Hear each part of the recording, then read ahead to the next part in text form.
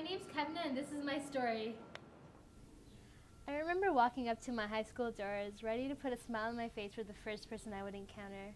My life revolved around pleasing other people. I always wanted to make everyone happy, and whenever I saw someone who was disappointed in me or who wasn't happy with the way I was, it used to just be so discouraging. And I think this goes way back to my childhood. As a child, I used to always want to make sure my parents were happy with who I was, and I guess there's always a lot of difficulties growing up, and I always felt responsible for making sure I was the one who could fix all things. So it didn't take me long to realize that I couldn't be perfect, and around this time my parents got separated. I think this is a lot for me to handle because, yeah, it just really showed me that I couldn't hold things together, and I couldn't be responsible for making everyone happy at home. This is actually around the time when I first learned about Jesus, and I grew up in a religious family, and as a Hindu, I went to temple. I knew all these prayers and rituals, but it wasn't really something that I really cared about or something that I was passionate about. It was just something I did because my family did. And during this time of chaos and frustration and I guess a lot of bitterness, because I didn't feel accepted at home and I didn't feel loved by my family, was when I was really looking for answers and really questioning what love was and why I cared so much about what people thought of me. And somebody started telling me about Jesus, and I started to learn about who he was and just learning about God's love for me and how he desired for me to be in a relationship with him and not just as a religion where I had to do things for him. And with this information, I actually decided to give my life to Christ and follow him, but I had to learn so much about what it actually meant to be accepted by Christ. So I started high school, and I love high school. It was a great time of my life. I made lots of friends, and I really tried to do well. So I did well in school. I joined a lot of extracurriculars and loved being a leader at school.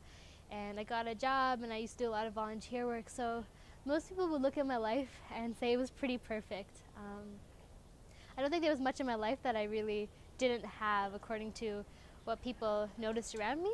But at the same time, I kept trying to do these things and trying to be good and be perfect, really for people's approval and people to accept me and to love me. And I started to realize how unsatisfactory this was, and I really didn't know what to do to make that change. And I kept trying because I kept thinking that if I kept trying to get people to approve of me and accept me, eventually I would feel loved. But then again, somebody or the other would be disappointed and it would hurt. And I guess this is when I at the end of grade 12, I really felt like I hit a wall. I felt like I was so tired of doing good and so tired of trying to be this perfect person that I wasn't.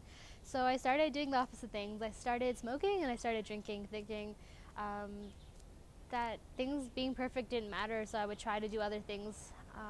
And after a while, I realized that just made me feel worse. I didn't feel happy or satisfied doing things. I didn't feel happy partying and drinking and doing things that I thought were wrong, because I really did care what people thought about me. So I started feeling like I was living two lives and neither of them satisfied me. And I think it was that summer where God had to really teach me and show me how much he cared for me. And I think the most startling thing was this realization that it was because I wasn't perfect that Jesus had to die for me, and it was because I could never be perfect that Jesus died for me. And this blows my mind because I keep thinking God chose me because I was perfect, or God desired me because I was a good person. And God really had to show me that he loved me for who I was, and he loved me just the way I was, and I didn't have to prove myself to him. And that realization that love has just drastically changed my life, because I live my life and I still doing the same things I used to and being involved in school, and